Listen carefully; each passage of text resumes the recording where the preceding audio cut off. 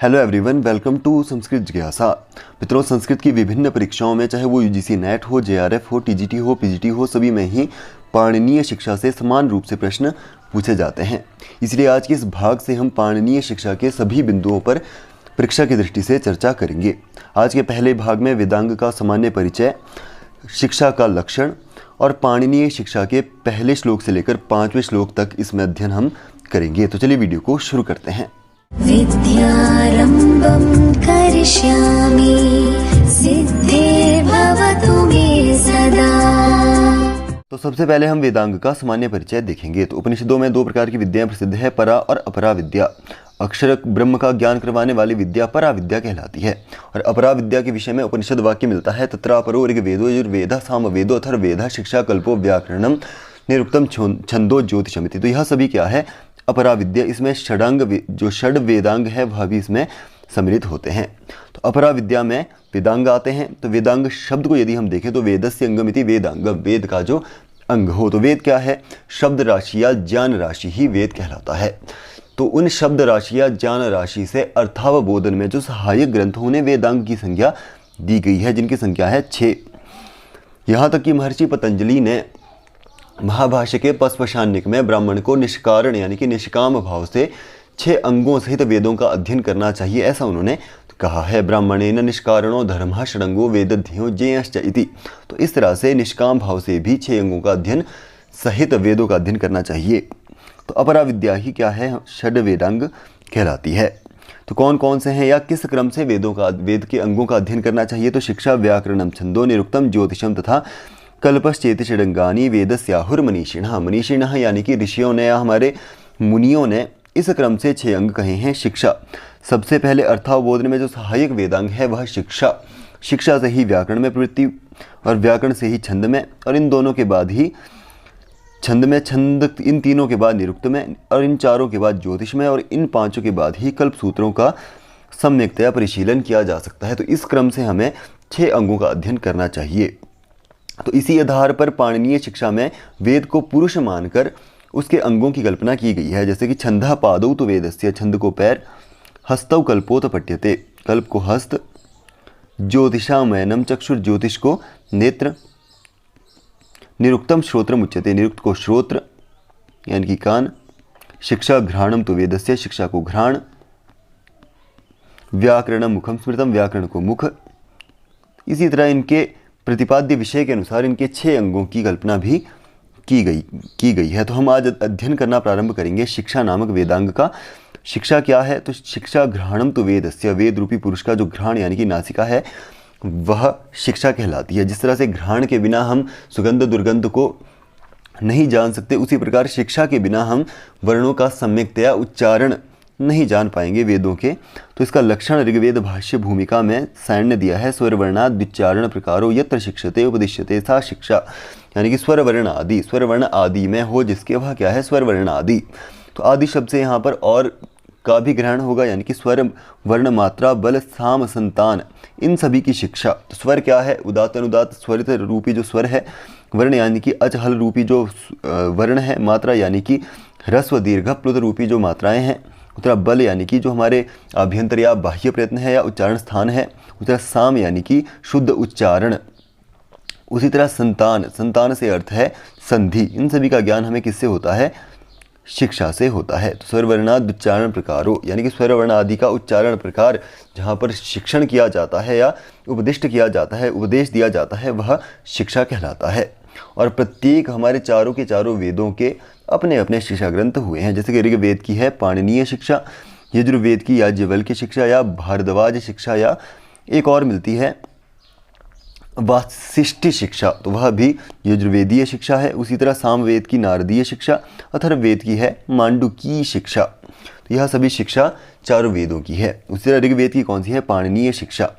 तो इन चारों वेदों की जो शिक्षाएं हैं उन सभी में जो सबसे प्रख्यात या सबसे ज़्यादा प्रसिद्ध हुई है वह है पाणिनीय शिक्षा। जिसके कर्ता कौन है उसके विषय में मतैक्य नहीं है। कुछ लोग इसको पाणिनीकृत मानते हैं, कुछ पाणिनी के अनुयायियों के द्वारा इसको लिखा गया मानते हैं, परंतु कौन इसका लेखक है उसके विषय में मतैक्य नहीं मिलता। तो इसका कर्ता क्या है? अदृष्टम हम मान सकते हैं, अनिर्वचनीय हम उसको मान सकते हैं। इसमें 60 श्लोकों में इसको लिखा गया है। तो चलिए इसके पहले श्लोक का अब हम अध्ययन करेंगे। अतः शिक्षां प्रवक्ष्यामि पाणिनीयं मतं यथा शास्त्रानुपूर्व्यं तद विद्याद् यथोक्तं लोकवेदयोः। तो यहाँ पर अथ शब्द सबसे पहले दिया गया है। तो अथ शब्द यहाँ पर मंगलार्थ यानी कि ग्रंथ के अभिष्ट सिद्धि के लिए मंगलार्थ में, ग्रंथ के आदि में मंगलाचरण के रूप में अथ शब्द को प्रयोग किया जाता है। उसी तरह दूसरा यहाँ पर प्रयोजन है आंतर्य अर्थ में, दोनों ही अर्थ में यहाँ पर अथ शब्द दिया गया है, यानी कि साधु शब्द ज्ञान की विवक्षा रखने वाले शिष्य की जिज्ञासा होने के पश्चात पाणिनीय मतम यथा शिक्षा प्रवक्ष्यामि, पाणिनी मुनि के द्वारा प्रोक्त जो साधु शब्द ज्ञान रूपी सिद्धांत है शिक्षा नामक इस वेदांग में मैं कहूँगा। प्रवक्ष्यामि यहाँ पर लट लकार उत्तम पुरुष की यहाँ पर क्रिया है, तो कर्ता क्या हो जाएगा, अहम। कर्ता यहाँ पर नहीं दिया गया है तो अहम यहाँ पर अन्वय हो जाएगा। तो अथ अहम पाणिनीय मतम यथा शिक्षा प्रवक्ष्यामि, अथ यानी कि साधु शब्दोच्चारण या साधु शब्द ज्ञान की विवक्षा रखने वाले शिष्य की जिज्ञासा होने के अनंतर पाणिनि द्वारा प्रोक्त जो साधु शब्द ज्ञान का सिद्धांत है उसको मैं इस शिक्षा नामक वेदांग में कहूँगा। और वह कैसा है, शास्त्रानुपूर्व्यम तद, तद यानी कि शिक्षा नामक जो वह पाणिनीय शिक्षा नामक वेदांग है वह कैसा है, शास्त्र के अनुकूल है, लोक वेद के सम्मत है, ऐसा हमें समझना चाहिए। तो यह यहाँ से अर्थ हमें ग्रहण होता है। अगला है प्रसिद्धमपि शब्दार्थम अभिज्ञातम बुद्धिभिः पुनर्व्यक्तीकरिष्यामि वाच उच्चारणे विधिम। तो यहाँ पर प्रश्न उठता है कि आप्तों के द्वारा जब वह साधु शब्दोच्चारण शिक्षित किया जा रहा है, उपदेश उसका दिया जा रहा है, तो इस शिक्षा वेदांग से हमें किस चीज़ की प्राप्ति होगी, या हम क्यों इस वेदांग को पाणिनीय शिक्षा को हम क्यों अध्ययन करेंगे। तो ऐसा यहाँ पर प्रश्न उठता है कि आप्तों के द्वारा यानी कि आचार्यों के द्वारा ही जब वह साधु शब्दोच्चारण सिखाया जा रहा है तो क्यों हम इस पाणिनीय शिक्षा का अध्ययन करें। तो इसके लिए वह कह रहे हैं कि प्रसिद्धमपि शब्दार्थम प्रसिद्धमपि अबुद्धिभिः अभिज्ञातम, यानी कि शब्दार्थम साधु शब्दोच्चारण या साधु शब्द ज्ञान प्रसिद्ध होते हुए भी, क्यों प्रसिद्ध है, क्योंकि वह पाणिनि पतंजलि इत्यादि के मुनियों ने उसको अच्छे से व्याख्याकृत किया है, इसलिए वह प्रसिद्ध होते हुए भी अबुद्धि भी मंद बुद्धियों के लिए वह क्या है, या मंद बुद्धियों के द्वारा वह क्या है, अभिज्ञात नहीं जाना गया है।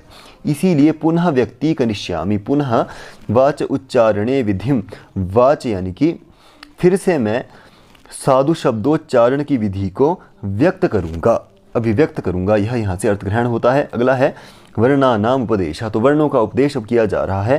त्रिषष्टिश्चतुष्षष्टिर्वा वर्णाः शंभुमते मताः प्राकृते संस्कृते चापि स्वयं प्रोक्ता स्वयंभुवा, यानी कि शंभुमते मताः त्रिषष्टिश्चतुष्षष्टिः वर्णा, त्रिषष्टिश्चतुष्षष्टिर्वा वर्णाः, यानी कि भगवान शंकर के मत में या भगवान शंकर के द्वारा हमें प्राप्त, क्योंकि कहा गया है नृतावसाने नटराज राजो ननाद ढक्काम नव पंचबारम उद्धर्तु कामः सनकादि सिद्धानि तद्विमर्शे शिवसूत्र जालम। तो वह जब भगवान शंकर ने 9 और 5 बार ही डमरू बजाया था तो उससे ही हमें 14 सूत्रों की प्राप्ति हुई थी, जिससे ही व्याकरण का कार्य या साधु शब्द का जो वह विधान था वह प्रचलित हुआ। तो 14 सूत्र में जो 63 या 64 वर्ण शंभु के मत से हमें प्राप्त हुए, और वह कैसे हैं, प्राकृते संस्कृते चापी, यानी कि प्रकृति की अनुकूल या और संस्कृत में, प्रकृति की अनुकूल और संस्कृत में वह किसने कहे हैं, स्वयं भुवा, भगवान ने या परमेश्वर ने उन्हें स्वयं कहा है, ऐसा यहाँ पर अर्थ ग्रहण होता है। तो त्रिषष्टि चतुष्षष्टि यानी कि 63 या 64 वर्ण, वह अर्थ जो यहाँ पर शब्द है वह विकल्पार्थ में है, यानी कि शंभु के द्वारा प्राप्त जो हमें 63 या 64 वर्ण प्रकृति के अनुकूल या संस्कृत भाषा में भगवान शंकर ने स्वयं कहे हैं, यह यहाँ पर अर्थ ग्रहण होता है। अगला देखते हैं, तो वह 63 और 64 क्यों वह विकल्प है या कितने वर्ण हैं, कौन कौन से हैं, तो उसके बारे में यहाँ पर उपदेश किया जा रहा है। स्वरा विंशतिरेकश्च, तो वो स्वर कितने हैं, 21 हैं। कैसे हैं उन पर हम आगे दृष्टि डालेंगे। स्पर्शानाम पंचविंशति कादयो मावसानाः स्पर्शाः, तो कूचू टू तू पू इनमें आने वाले 25 वर्ण। यादेश्च स्मृता ह्यष्टौ, यादेश्च यानी कि अंतस्थ और ऊष्म वर्ण, यर्लवा अंतस्थाः शसः ऊष्माणाः, तो यह 8। चत्वारश्च यमाः स्मृताः वर्गेष्वाद्यानां चतुर्णां पंचमे परे मध्ये यमो नाम पूर्व सदृशो वर्णः प्रातिशाख्य प्रसिद्ध। तो यह वेदों में प्रसिद्ध यम होते हैं जिनकी संख्या है 4। उस तरह अनुस्वार 1, उस तरह विसर्ग, विसर्ग यानी कि क प, पहला जो विसर्ग 3 प्रकार की है, विसर्जनीय जिसे हम इस तरह से व्याख्याकृत करते हैं विसर्जनीय। दूसरा है क ख यह रूपी जो जिह्वा मूलीय विसर्गे हैं। और इस तरह प यानी कि प फ रूपी जो उपदमानीय विसर्गे हैं। पराश्रित यानी कि क और प पे इन पे पराश्रित वह होती है, वह कितने हो गए 3 यह हो जाते हैं। अनुस्वार 1 विसर्ग 3 हो जाती है, विसर्जनीय उपदमानीय और जिह्वा मूलीय। और दुष्पृष्टश्चेति, तो दुष्पृष्ट से यहाँ पर अर्थ है जो वेद में ही प्रयुक्त होता है लृह शब्द, लृह वर्ण या लकार जो केवल और केवल वेद में ही प्रयुक्त होता है।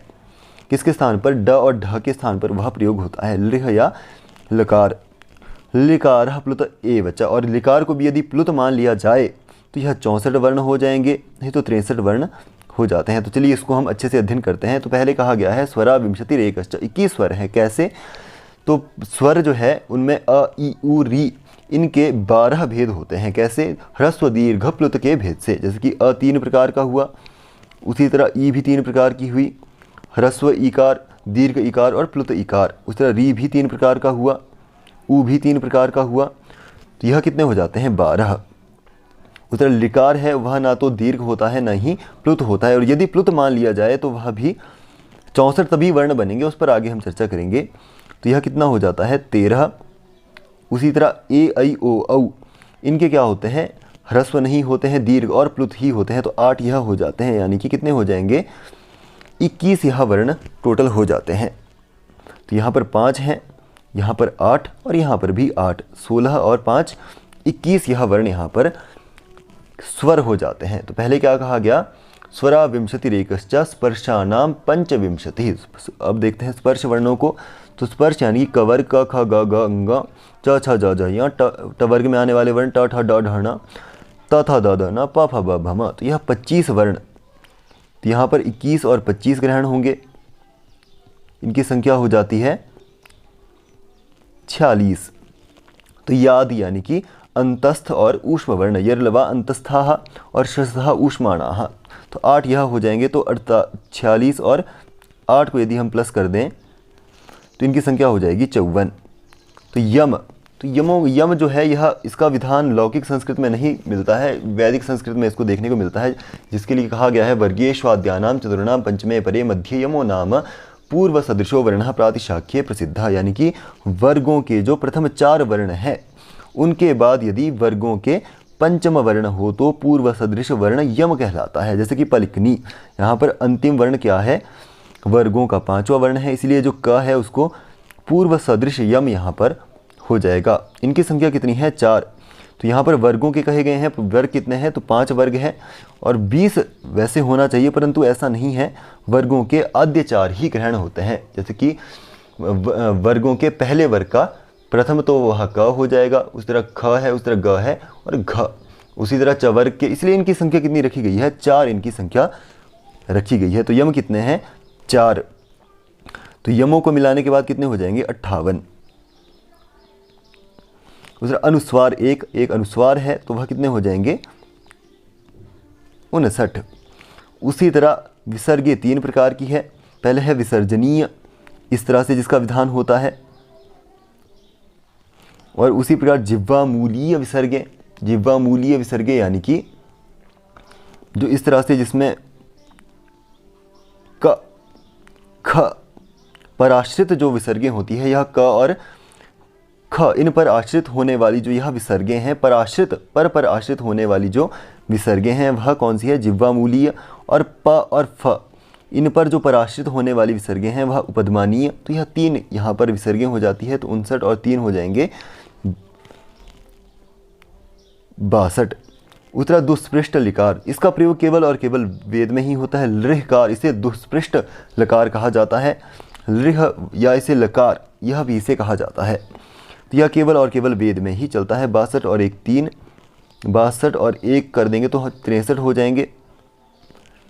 और अंतिम कहा गया है प्लुतः, प्लुत के बारे में कहा गया है अंतिम में लिकार प्लुत एवच, और लिकार को भी यदि प्लुत मान लिया जाए तो 63 के बाद एक 64 वर्ण कहलाएंगे, और उसको यदि हम ना माने तो 63 वर्ण होंगे। इसलिए क्या कहा गया, त्रिषष्टिश चतुष्षष्टिर्वा, इस तरह से वहाँ पर कहा गया है 63 या 64।